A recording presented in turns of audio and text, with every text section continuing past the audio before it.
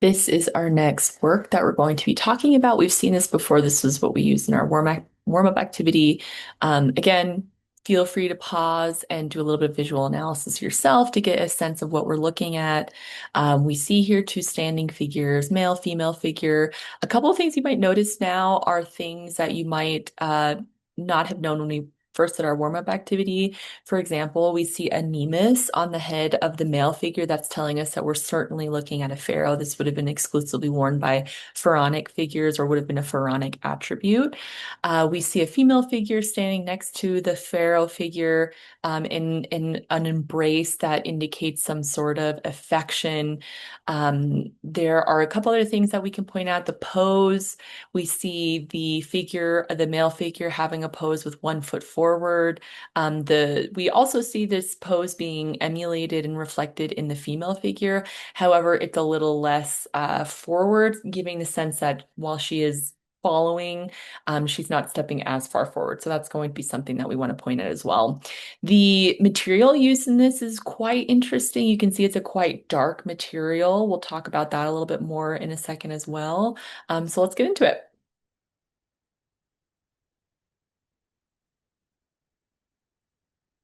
This sculpture has been identified as King Munkari and Queen. We believe it is King Munkari because this would have been found in the tomb of Munkari. We assume this is a queen figure because it is a female figure standing side by side, and we know that there would have been queens and that he would have had been married. But there's also been arguments made that this could have been perhaps a goddess, a female goddess or deity figure as well. This is made from a gray whack material, which is made of sandstone, but it's a very dark sandstone that is being used here. This would have been found in Giza, so also would have been in the same area that we've been talking about in where the pyramids of Giza are. So this is a high relief sculpture telling us that this is, there's been a lot of when this was sculpted, you can see that there's been a lot of material that's been taken away. However, it is still standing in this major portion of the gray wax. So we have a lot of support for this, for these two figures. It's not fully a freestanding sculpture. That's going to be important when we move on to Greek sculpture because it's going to be seen as a very it's going to be a big deal when they start making freestanding sculptures because that's actually, technically speaking, very hard to do. But here we have a lot of support with the stone in the back. So this is about 4.5 feet tall, so almost life size, so fairly large. Like I said, the male figure has been identified as Menkari, and the female figure is possibly a queen or goddess. The gesture of the woman is quite affectionate. She is embracing the king as he's moving forward, but he is focused on what's ahead of him. She's also focused. So both of these figures appear quite stoic. We also know that both of these figures are depicted quite idealized. We don't know when this would have been created in the life of, whoever's being depicted here. If they were, I mean, if Menkari, if we assume it's Menkari, we don't know when this would have been carved in the span of his lifetime. So we don't know how accurate this would have been. Also, because we don't know who the female figure is, we're not quite sure. But they are highly idealized figures. We do have a sense that they are of sort of similar status because of the fact that they are the same height. She's not depicted as diminutive or smaller or completely behind. We do have a little bit of a sense of that because she's not stepping forward as much as him, but for the most part, they seem to be equals here. Again, lean, muscular, ageless figures, canonized pharaoh pose. Again, this is something that when a person looks at this, the assumption is that the person you're looking at is a timeless figure. They're not just a pharaoh in a moment, in a given moment of time, but somebody that has an eternal influence. So very important to have this stoic sort of blank face because it's meant to be just, an eternal image as opposed to like a snapshot of something going on, right? It's possible that these statues might have served as vessels or ka for a person's ka or their spirit. So some There has been some evidence to suggest that ancient Egyptians would have been buried and then possibly had figures of themselves carved to be sort of the representations of their souls, or their souls could enter those statues after they die. So in that case, this would have been extremely important, not just as an object, but as an actual functional tool in the process of transitioning into the afterlife. We also know that this would have originally been painted with the intent of possibly wearing away over time because we have this really beautiful dark stone, almost black color. And again, I've mentioned before that black was highly symbolic, positive sign to ancient Egyptians because the color black had associations with the god Osiris as well as associations with the Nile and fertility because black soil implied fertile soil, and fertile soil was what was going to create good food crops, and then you would be able to feed yourself. So these would be very positive associations. I just wanted to include this image because I think it does a great job of showing what these would have looked like when the archaeological process of when they were digging these up would have looked like. So this is what it looked like. These are other triads that were found, so other sculptures like this that were found in the same tomb. So we have several of these that would have been found.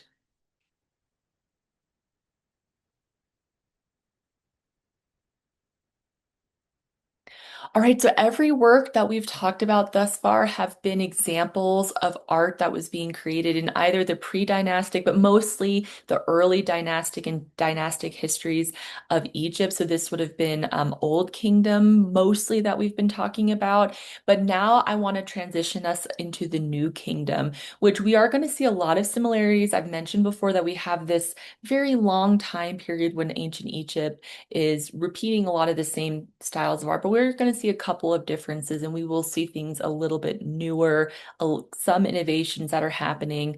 But again, I mentioned at the beginning that we have the Old, Middle, and New Kingdom. The Old Kingdom, we have a lot of these really well-known ancient Egyptian works in Saqqara and Giza. We've talked about both of them. But when we transition into the New Kingdom, we're going to transition and move a little bit more towards Upper Egypt, so a little bit more south. And this is where a lot of the cities are going to expand and grow, and we're going to see these really massive monuments and works that we're going to look at. We're going to look at a lot of architecture, actually. So Thebes, Amarna, and Luxor are really important cities in this Upper Kingdom, where the New Kingdom is going to flourish. Thebes is going to actually become the new capital of ancient Egypt, so that's going to obviously be an important center of life and where we're going to see things, big monuments being built. And this is also where the Valley of the Kings is. We'll talk more about that and why that's very important. Again, the Middle Kingdom is really a transition period, persisted about 400 years, followed the Old Kingdom. There was some squabbles taking place in ancient Egypt, and then there was a period of time where Mesopotamia had taken over, so we see some influence in that time. But then there's about a 100-year period after that happened that Egypt bounces back as its own autonomous kingdom, and we really see this empire very large, all the way extending all the way to the Euphrates River into ancient Mesopotamia, all the way down south to Nubia, so signaling this new kingdom.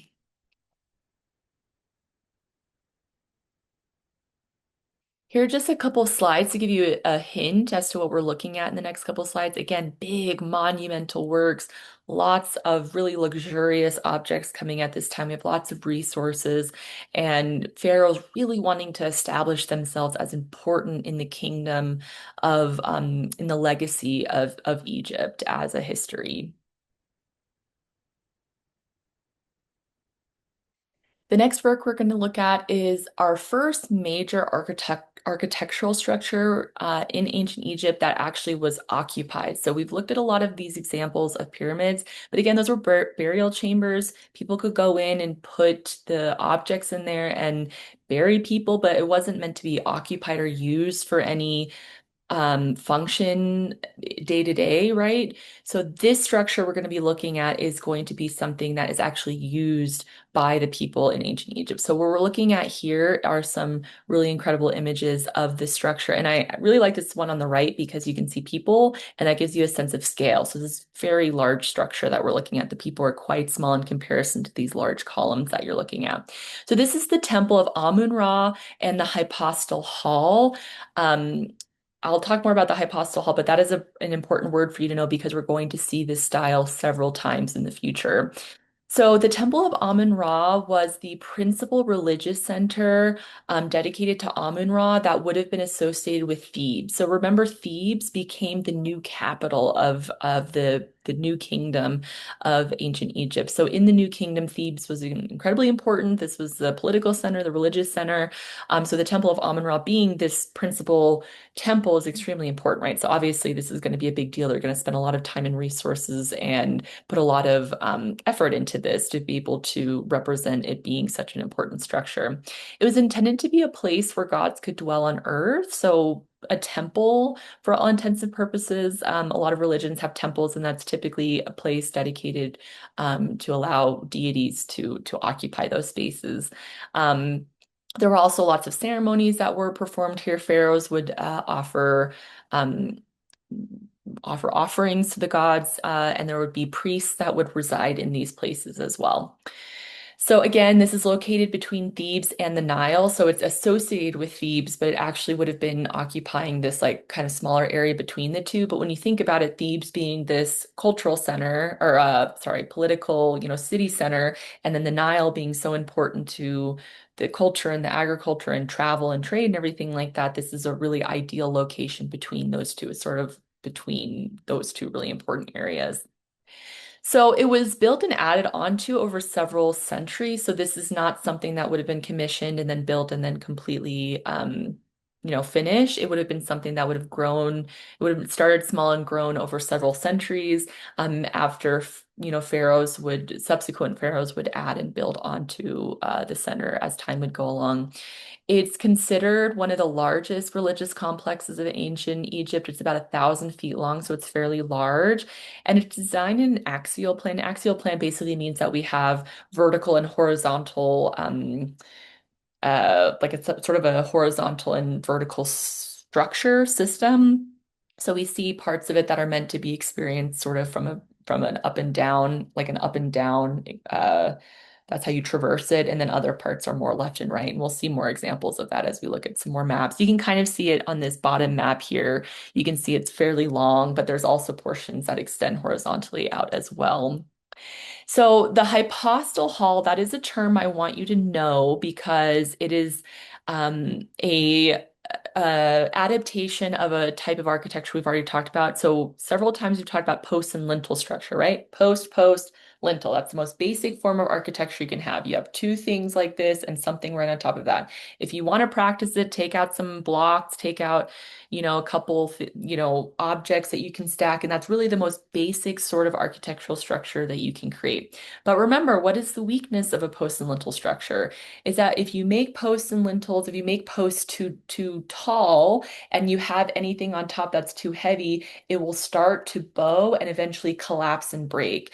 So the thing is if you want to make monumental architecture, if you want to make something fairly large, you have to have enough support for what's going on top, okay? So when you have something like this that we're looking at, it's actually a way of using the post and the lintel structure while also making monumental architecture, okay? So a hypostyle hall is essentially when you have a ton of posts, so basically a ton of columns which act as posts to be able to support the heavy structure of the roof on top, allowing for a large building with a relatively good amount of interior space while having enough support to have that up there, right? So it's interesting because if you look at these pictures here, you'll notice that if you're walking in here, there's just columns everywhere, right? It's almost like you can't get away from the columns, but they had to have that because they had a flat roof on top, and that was the only way that they could have supported such a tall structure. They wanted it massive, right? So they had to be able to support that. However, it does make it so that the interior is, I don't want to say cluttered, but there's a lot of posts, there's a lot of columns there, right? So it's not like a ton of airy interior space, but they had to do it that way.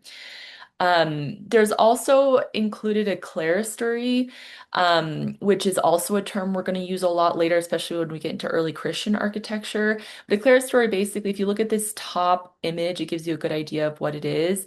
So again, when you have a hypostyle hall, you have tons of columns, right? And then you have this roof on top of it. But when you have all of those columns, what starts to happen is the more columns you have, the more you're blocking out light. And of course, light was only, able to be integrated into architecture at this time if you had access to the sun when it was daytime or, um, fire or things of that nature to be able to illuminate the space. However, parts of this structure were built using wood, so fire is quite a hazard to have in that space. So a clerestory is something that was integrated that essentially you would have this hypostyle style hall, and then you'd have these larger columns in the middle, and then just a slight raising of the roof at that part, and then these holes or basically windows being installed in order to let light in from the top. So not only do you have light from the sides, that some of it would have been blocked by the just the myriad amount of columns that it would have been there, but you would have had light coming in from the top as well. So that would have been allowed to have more light in the interior space when the sun was out. We also know that a lot of these columns were once painted because we have evidence of them. I have a picture on the next slide or one of the slides that you'll be able to see that. So it's really beautiful when you look at the columns themselves, they would have been highly decorated, sculpted, high relief or really low relief sculpture, meaning that they would have been not very deep, but they would have been sculpted and carved with these narratives and depictions of deities, things of that nature to contribute to the sense that this is a religious space. Very tall capitals. We have papyrus capitals, are called papyrus capitals because the top of the capitals actually were carved in the shape of a papyrus plant.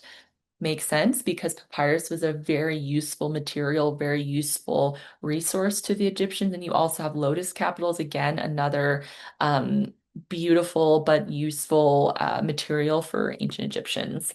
This is to give you a sense of the geography of what we're looking at. We have the precinct of Amun-Ra, so this is where the hypostyle hall would have been, and where the temple of Amun-Ra would have been located. We have the precinct of Mut and precinct of Montu connected as well. These are other temples essentially dedicated to other gods, but obviously the Amun-Ra is the largest area, with the temple being the largest within these areas. And then obviously you see the Nile on one side and Thebes, the city of Thebes on the other. These are some more images to give you another idea of what this space would have looked like. Obviously, a lot of it's deteriorated over time, but there are great reconstructions of it to give you a sense of what we're looking at. The top left image is what it looks like today. The bottom left image gives you some evidence of what the paint would have looked like. You can see these beautiful blues and reds. It would have been very colorful. Vibrant colors would have been patterned. It would have been a spectacular sight to see at its when we had these things not in the state that it is now. I mean, even still, I'm sure it would be absolutely amazing to see. The picture I have on the right, this bigger picture, gives you a little bit of a sense of what it would have looked like to be able to go in this space. So you see this walkway at the very kind of right-hand side leading up. This would have been a walkway leading in that would have been flanked by rows of sphinxes, interestingly enough. There's a ton of sphinxes. Sphinxes were often used as protective guardian type figures. So oftentimes they were on the outside of buildings to be like, hey, we're protecting this space. You can't enter it if you're, not here for good reasons or whatever. And then you have this massive pylon gateway. So this very, very tall gate essentially marking the beginning of you entering the sacred space. We have a little bit more space as you keep going, column structures, and then you eventually get essentially the farther you get into this space, the more you get to sacred spaces. So a lot of people would have been allowed in these outside spaces, but the farther in you go, the less people would have been allowed because it becomes more sacred. So once you get to the very interior where the sacred lake was, that was really only where priests and very high individuals would be able to enter. This is a great video that does an artist's rendition of what this city. So, Karnak is what this city is known as, where the Temple of Amun-Ra and Hypostyle Hall would have been. But I love this video because it gives it just a little bit of an insight. It's not perfect. I'm sure there's probably some inaccuracies here, but just gives you a sense of what this would have looked like with the people there, painted, the structure at its height. Really to give a sense of what this would have looked like in its heyday. The great temple of Amun-Ra in the site of Karnak, in the ancient city of Thebes, is the grandest of all Egyptian temples. It was not built upon one complete plan, but owes its size, disposition, and magnificence to the work of many kings. It is placed in an immense enclosure along with other ancillary temples that got built over time and a sacred lake, all surrounded by a wall 9 meters thick, and it is connected by an avenue of sphinxes with the temple of Luxor. You can see how the notion of axis and procession that was already established in the journey from the Valley Temple through the causeway to the pyramid is transformed in this new building type, Egyptian temple. And in fact, the procession begins long before you ever penetrate this big gate. We have an avenue lined with sphinxes, ram-headed lion figures, each protecting a small pharaoh figure between their paws. And before you even get to the sphinxes, we see these 2 stone needles called obelisks over here. Obelisks were commemorative landmarks for pharaohs made out of a single piece of stone. And in some temples behind the obelisks, we see colossal statues. So there are many things stretching out to the desert, enforcing the notion of procession, enforcing the idea of the axis and the gate. The gate in Egyptian temples is called a pylon. And they're interesting forms because in part they're wall-like, defining the edge of a precinct, but they're also gate-like, permitting the axis to thread through. The Temple of Amun-Ra has 6 pairs of pylons added by successive rulers, and consists of various courts and halls leading to the sanctuary, and a large ceremonial hall by Thutmose III in the rear. If you look at the pylon, you might ask, why does it have that shape? Well, again, Egyptian architecture is mimetic of a vernacular way of building. Vernacular means common to the people, so vernacular architecture is the common popular way of building.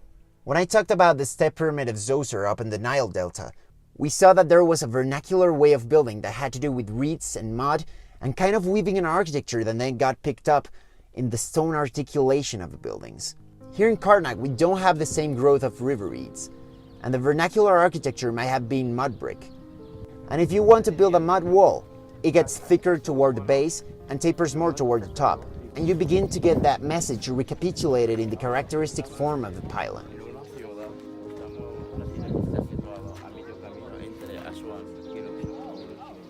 When you penetrate the main pylon, you'll arrive to a great courtyard with rows of columns on both sides, and with a channel of columns in the center enforcing the axis of the temple and the notion of procession. To the right is the temple of Ramesses III, whose courtyard has columns with statues of the pharaoh attached. The feeling of just walking inside this small temple is from another world, as it has some inscriptions that are well preserved. Some still have traces of color even. If we go back to the main courtyard of the Amun-Ra temple, you can see that there are many sphinxes in the lateral side. These used to be part of a Sphinx Avenue in the entrance, but were relocated when the pylons were built. Beyond the courtyard is the second pylon, which gives entrance to the vast hypostyle hall built by Seti I and his son Ramesses II.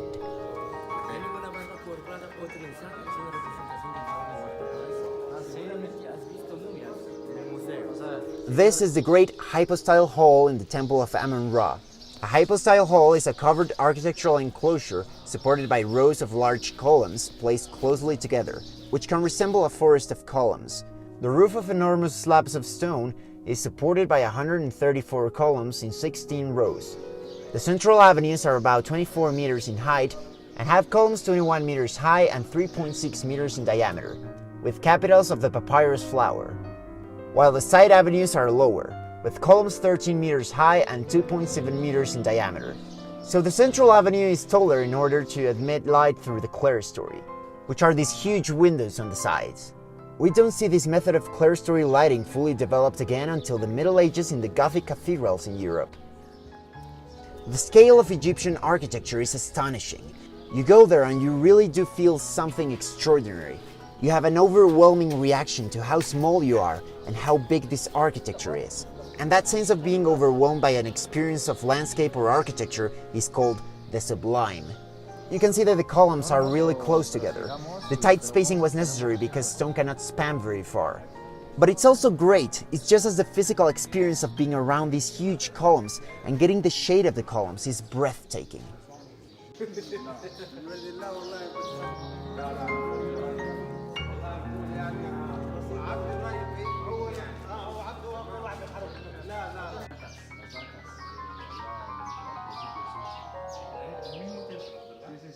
All these columns were carved with inscriptions and reliefs in color, and give names of royal personages who contributed to its grandeur, and praise the gods to whom it was dedicated.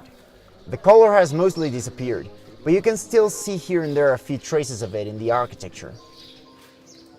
Beyond this point, the temple becomes more ruinous and harder to follow, but several major features stand out, such as the obelisk of Hatshepsut, which is one of the largest obelisks in Egypt,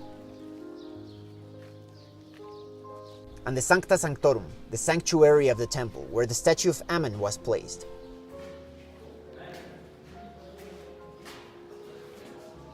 If you continue your way toward the right, you'll find the sacred lake, which was used by priests for ritual washing and ritual navigation. And you'll also find these precincts with more pylons.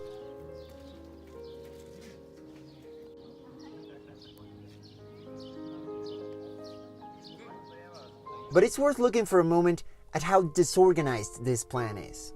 I mean, we get the Amun-Ra temple behaving in a fairly normative way, and this axis is perpendicular to the Nile River, which is way over here. And so there is that same journey along the causeway from the funerary barge taking you in there. Then we get certain other temples like this one, where the pylons are not behaving quite so axially as we would expect from the Egyptians. And the reason for that is a large engagement of the site is being responded to. Here it's all about the Nile and the path, the procession. Here it's all about making a connection to another temple precinct, a pre-existing temple complex. So sometimes when you start analyzing buildings, you might look at something and you can't find a way of making sense out of it. Like, why is this thing so messy? But if you find a site plan and you find information, you might get it. That the local condition is compromised to make sense out of the regional condition or the larger site idea. So some of those things are happening over here. Let's look at the type of Middle and New Kingdom Egyptian temple. Temples were of two main classes: the mortuary temples for ministrations to deified pharaohs, and cult temples for the popular worship of ancient gods. But by the New Kingdom, both mortuary and cult temples had most features in common. We have some constituent parts that are conserved regardless of how much difference we have, like the notion of the threshold, the pylon, that begins to structure a procession in a hierarchical fashion. You can read the pylons in plan because they are these massively thick walls.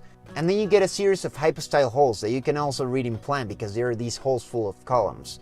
Constituent parts laid out in quite different ways spatially, but nonetheless close enough to the normative type to deserve that title of Egyptian temple.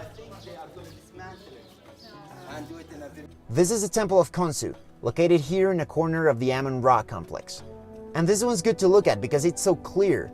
The Amun-Ra temple is so big and messy that it's hard to read the type and its clarity. If we look closely to these temples, we can begin to see ideas of organization that go beyond the simple notion that there's a big axis. We see how hierarchy is established by this telescoping scale. And by telescoping scale, I mean spaces gathered together and made more and more condensed. So we have the world out here, we have the channel of space here, we have a courtyard surrounded by a double colonnade on three sides. We have this hall full of columns called hypostyle hall, smaller chambers that become more and more condensed, like a telescope. So the size of the space in plan enforces a sense that this is hierarchically more and more exclusive. And if you look at the section, this telescoping action is happening in two ways. The floor is stepping up, the roof is stepping down, you're getting more and more compressed. So as you penetrate and move forward through the temple, you keep walking through increasingly darker, increasingly smaller rooms that have lower and lower ceilings. And at the end, there was a statue of Ammon and his solar vessel that were processioned throughout the city. dressed in rich garments, and smeared with ointments and perfumes. So the sanctuary felt like a small, dark, and silent place, just like the humid and silent depths of the earth, where Ammon, the subterranean and hidden god, got his power. If you'd like to see some of the pictures I took in these amazing sites, go follow me on Instagram, because I've been posting a lot of images from Egypt and from other incredible places. Thanks for watching, please support me with a like, and I'll see you very soon. Goodbye. Y vive dentro de nosotros. Esa dicha es el gran mensaje, por eso se dicen que es el gran faraón. Un mensaje al pueblo para levantar la moral o levantar el sentimiento patriótico. All right, the next architectural structure we're looking at is fantastic. It is a really incredible feat, what we're going to be looking at. So I love this image that we see here because you'll notice that this is a structure that does not just exist autonomously, kind of on its own, but was actually carved out of pre-existing cliffside, essentially. And you see that it's almost like the person that constructed this wanted the entire cliffside to be encompassed in this structure. So it's not just how incredible the structure itself is, but it's almost like this entire thing becomes part of it, which I think is just such a cool idea. So the structure we're looking at here, and here's another really great image, you'll see that we have 3 different levels with 2 ramps that lead up into the interior spaces of what we're going to look at. So what we're looking at is actually a mortuary temple. So do you remember when we talked about the pyramids of Giza, how there were these burial chambers and then a causeway, and then there would have been a temple associated where the preparation would have taken place for someone to be buried and then taken into where they actually would be buried. Well, this is that temple, and then there would have been a connected causeway to where the actual burial would have been of this person. So this is the mortuary temple of Hatshepsut, who is the second female figure that we know would have had pharaonic power, would have been considered a pharaoh in her time, that she would have had power to be the leader, essentially. And she was, according to the records that we do have, quite a prolific leader. There was a lot of construction and prosperity that took place in her time as a leader. She was able to embark on several projects. And there's lots of records that she was actually fairly well liked in her time. Of course, we have to take a lot of that with a grain of salt because of who's writing these records.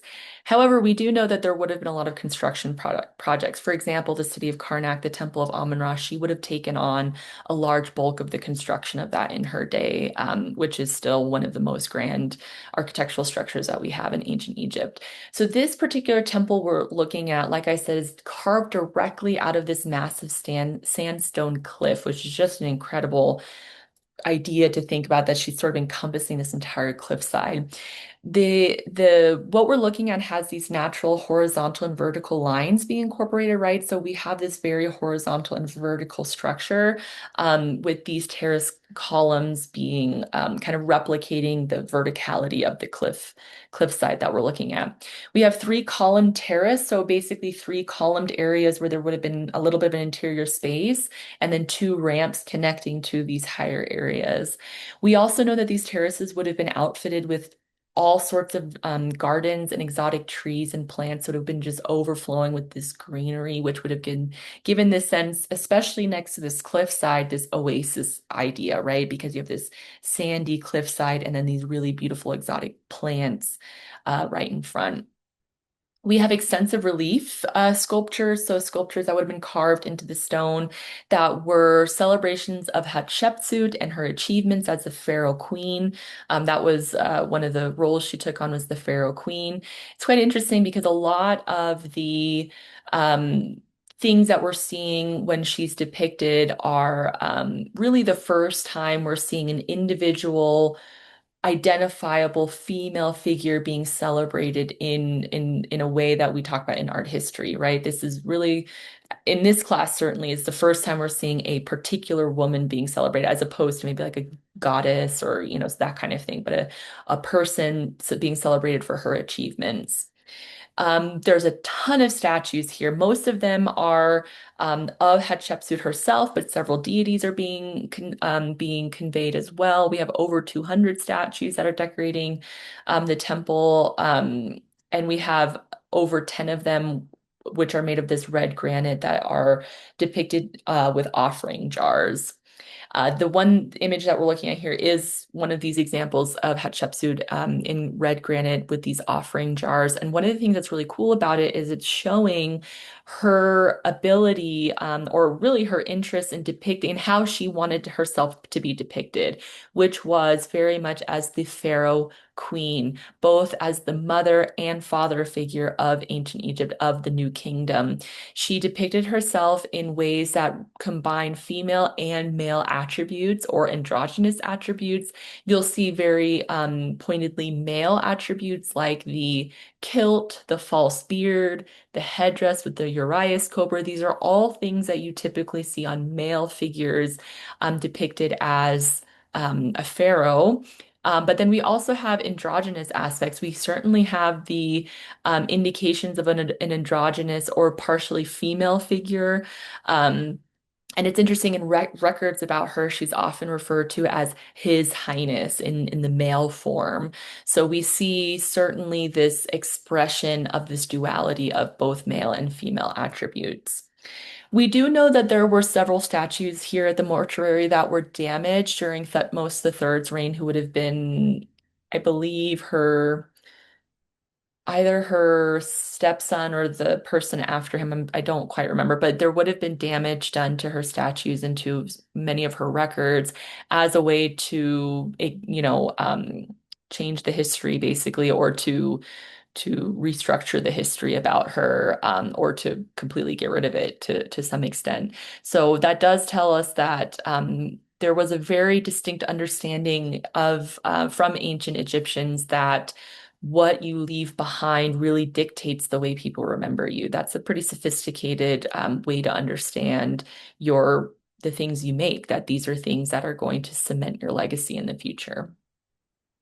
This is a map to give you a little bit of a sense of what the structure looked like. We have a courtyard, a second courtyard.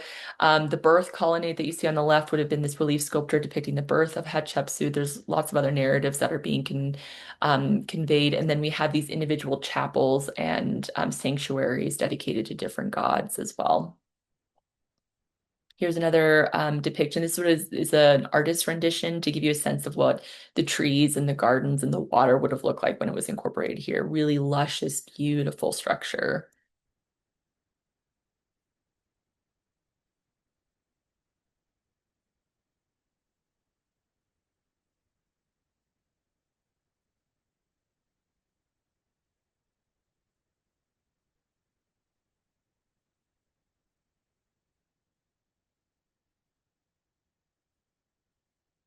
Our next slide is going to offer a distinct departure from what we've been looking at so far. So this is often used in the analysis of an ancient Egyptian art to be sort of proof that we had this very canonical version of Egyptian art, because we have this very strange period where things look a little bit different and then things go back to how they were before.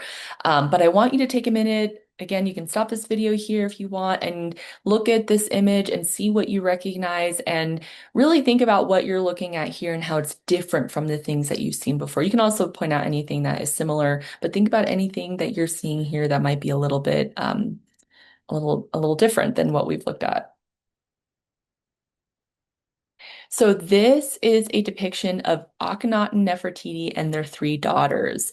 So the image we're looking at here is of the pharaoh Akhenaten. So Akhenaten is quite different from other pharaohs because in his time, he actually made some distinct breaks with the typical structure of a pharaonic reign than had been done before him. So he deviated from canon by most importantly declaring Aten, who is a particular god, the sole god, that was the only god that they were supposed to worship, and that and he claimed that Aten only spoke to him.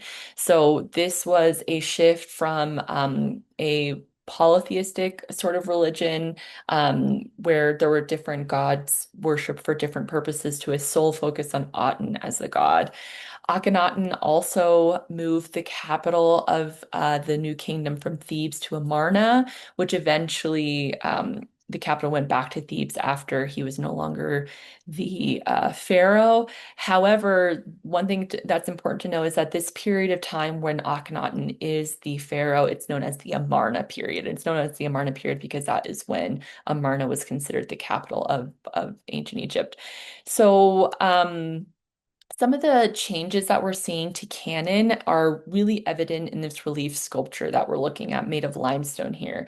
So some of the things you might notice are a distinct difference in the way that anatomy is being depicted here.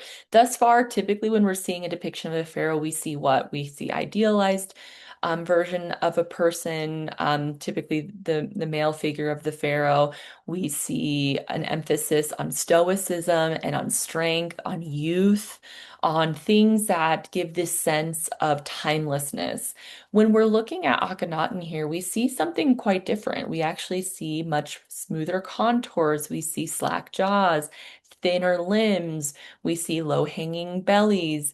Epicene, which is another word basically for gender ambiguous bodies. So we see these androgynous bodies being depicted, heavily lidded eyes. A lot of people describe this as very relaxed depictions of the human body.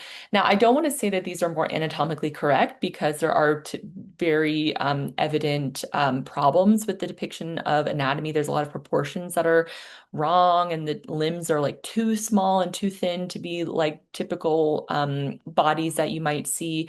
However, you will see that there is an effort towards more of a realistic depiction of a person in the sense that we're not looking at idealized forms, but forms that are closer to, unidealized, typical male, like anatomy that you might see, right? In both of the figures that we see here, which is Akhenaten on the left side and his wife Nefertiti on the right. And then they have 3 children. You can see Akhenaten is holding one child, Nefertiti has one child on her lap, and then one is on her shoulder. I find the children to be quite funny because they all look very alien-like. You can see their heads are elongated. That to me kind of looks like an alien. And again, this is not meant to be anatomically correct, but is meant to be just a departure from typical uses of proportion that we've seen thus far, which is very mathematically organized. You can tell this is not as much of a focus on that. We see that not only is there more of a quote unquote realism in terms of trying to have these bodies that are less idealized, but we see this actually quite beautiful interaction between Akhenaten and his children, and the wife and the children as well. This is very unusual for the type of art we're seeing being generated for pharaohs. Again, typically there's this focus on power and strength, timelessness, eternity, all of these ideas. And here we're seeing a family moment, a family scene, which is quite a departure from what we've seen thus far. We also see lots of symbolism. There's hieroglyphics here that give us an idea of what we're looking at. And one of the most important parts is we see this large sun in the very middle, which the sun is supposed to be a personification of Aten, Aten being the sole god that Akhenaten is focusing on. You'll notice that his name, he actually took on the name of Aten, Aten being the god that he worshipped exclusively. And so here we have this sun that represents Aten with these rays that are emanating out from the sun that are meant to be depictions of cobras, and then also hands at the end of them. And 2 of the hands that are specifically pointing to Akhenaten and Nefertiti at the very end have the Ankh symbol, which we've talked about before, the Ankh symbol being a sign of immortality.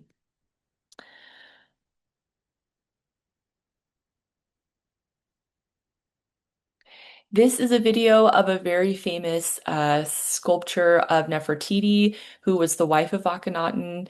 It does a great job of parsing out the level of sophistication of this sculpture, and giving a little bit of insight into Nefertiti as a queen as well.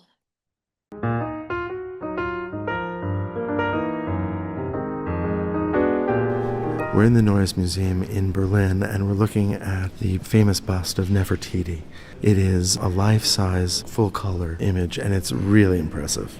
It's the treasure of this museum, and it's been placed in a rotunda with a large dome. She's been placed slightly higher than eye level, so we look up at her. She's fabulously beautiful. She's virtually the sole work of art in this very large space. Clearly, she is the focal point. Yeah, it's quite theatrical.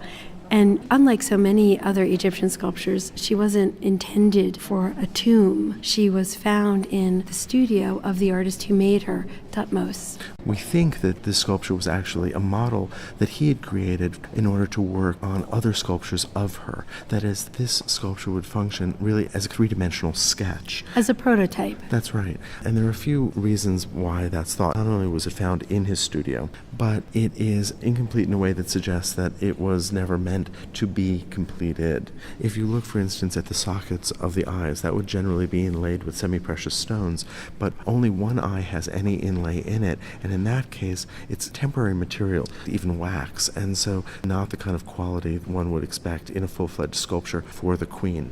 Art historians have discovered through scientific analysis that she's made not just of painted limestone, but limestone that's been covered with a very, very thin layer of plaster. And that enabled the sculptor to achieve really subtle effects modeling her face. But in the neck and the headdress, plaster gets much thicker, and it would have been much easier to work and create that very fine detail on the plaster rather than the coarser material of the limestone core. And that's so important where we see the lines, the very subtle movement around her cheeks. What's so remarkable about this sculpture is how sensitively carved she is, how we really get a sense of skin and bone and these lovely movements around her face. She's tremendously elegant, but even beyond the simple elegance of the contours of her face, her high cheekbones, the shallow of her cheeks, her long neck, beautiful symmetry, a way in which line is unified throughout the entire portrait bust. For instance, follow the lines downward that are constructed by the contours of her headdress. It tapers as it moves towards her chin, so her face and headdress create a perfect triangle. But that's actually continued by the lines of her neck below her chin, and it's accentuated by the lighting in this museum. But it really does create this sense of continuity from the top of the sculpture to its base.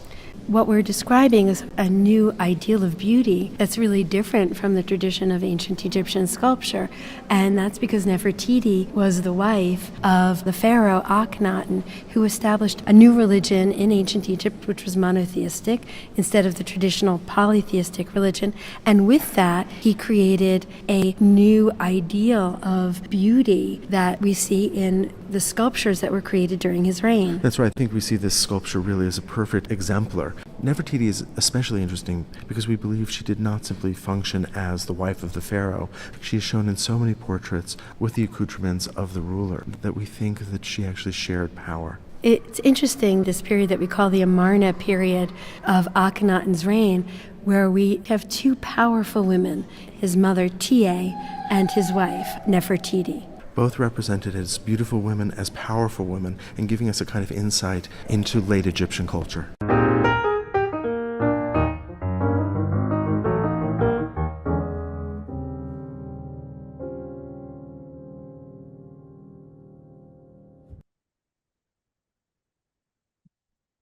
I wanted to spend just a few minutes on the innermost coffin of Tutankhamun. So if you've ever heard the name King Tut, this is who we're referencing, Tutankhamun. This sarcophagus, the reason it is so famous is it's because it has been one of the more recent archaeological discoveries that was made. And when it was discovered as a burial chamber, it was completely intact. There was no looting that had been done. It was buried very deep in the earth. So it was one of the very rare examples of a completely untouched sarcophagus, meaning that there was a lot of work that could go into the preservation of it and preserving the integrity of the sarcophagus. So it was found in 1922 by Howard Carter. So again, like I said, virtually all royal Egyptian tombs had been plundered at that point. So this was a very rare, unique opportunity to see an unplundered or an unlooted tomb. Were three coffins that were actually found around King Tut's body. You can see two examples here.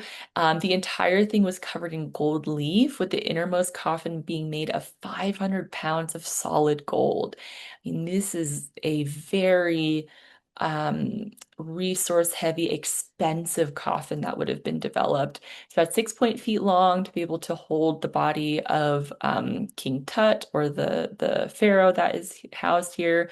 We see a vulture and winged snake motif on the torso, which was meant to be this protective force on the coffin. More goddesses etched into the lid. We have a crook and flail, which we've talked about before, being pharaonic attributes of a good pharaoh. And we also have this death mask, which we have the Nemes and the Urias, which is the cobra at the top. And we also see the pharaonic beard inlaid with all these beautiful stones that would have been here. We have an inlay of lapis lazuli, turquoise, and carnelian. The thing that's interesting about King Tut too is that he died very young. He was not a pharaoh for very long. So in all in all of our estimations, this would not have probably been the most ornate or most involved burial of all of the pharaohs, because he didn't have a long time to be in, because a lot of the pharaohs would spend their life planning for their burial and commissioning architecture and commissioning sarcophagi, right? Like commissioning these things. Whereas King Tut died in his early 20s, meaning that he wouldn't have been in power for very long, meaning there wouldn't have been a ton of time for him to plan these things. However, you can see how many resources and how much labor went into creating this. So imagine, if somebody had been in power for longer, what that might have looked like if we were able to discover these things intact.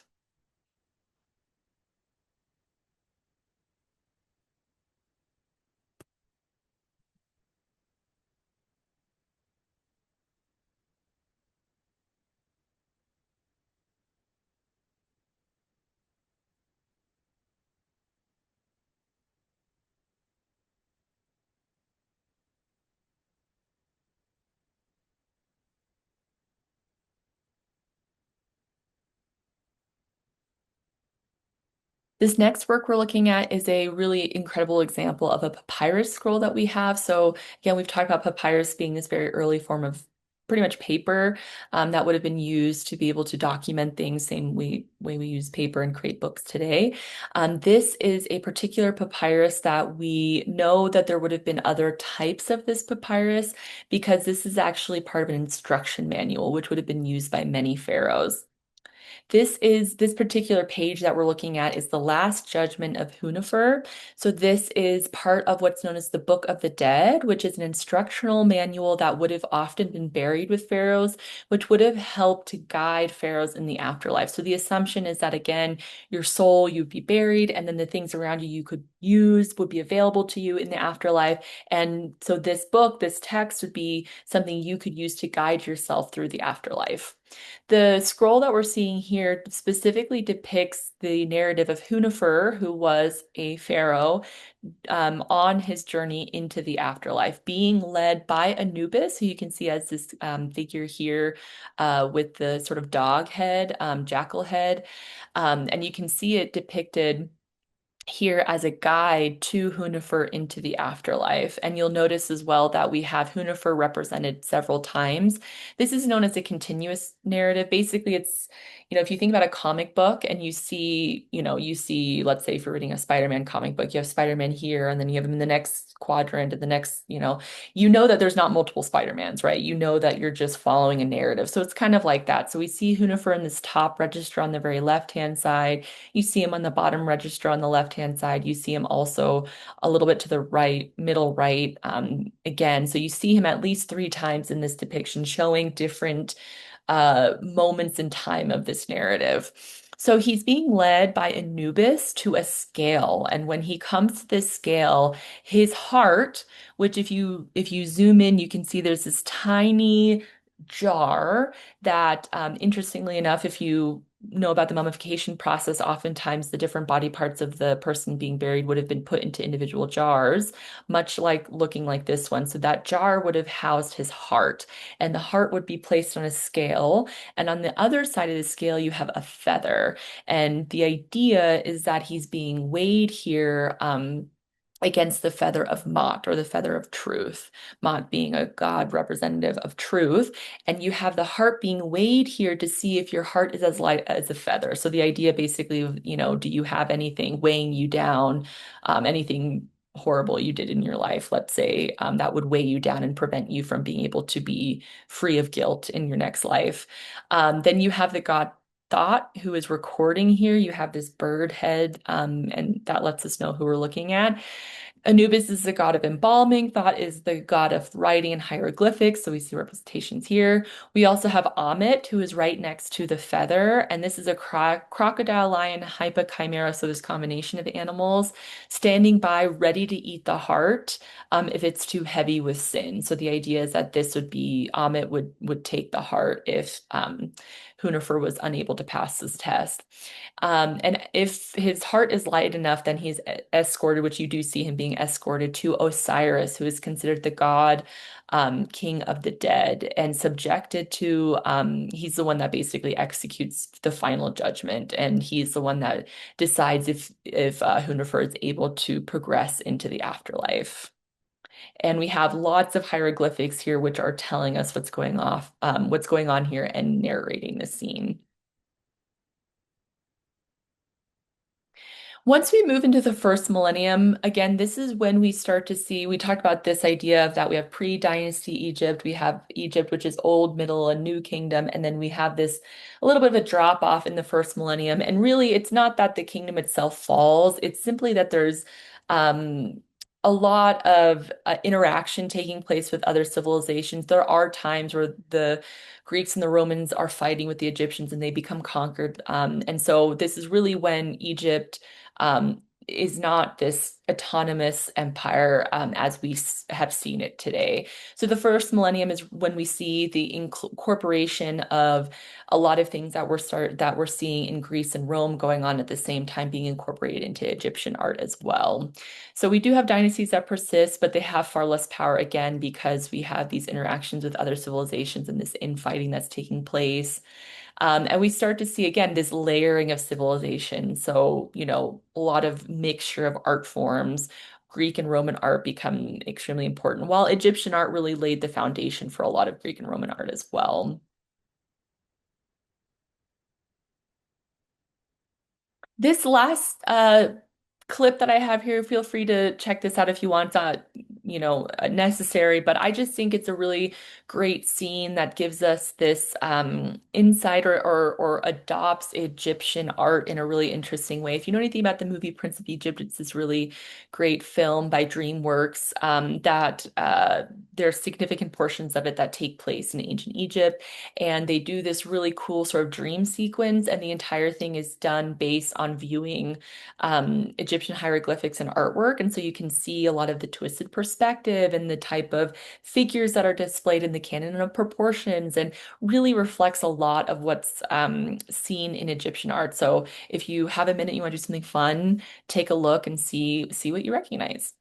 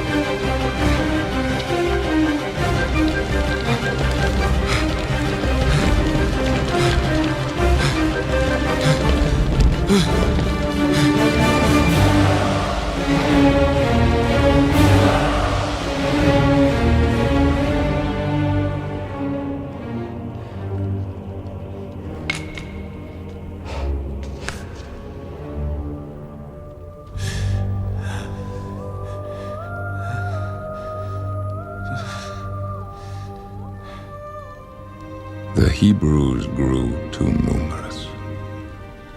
They might have risen against us. Father, tell me you didn't do this. Moses, sometimes, for the greater good, sacrifices must be made.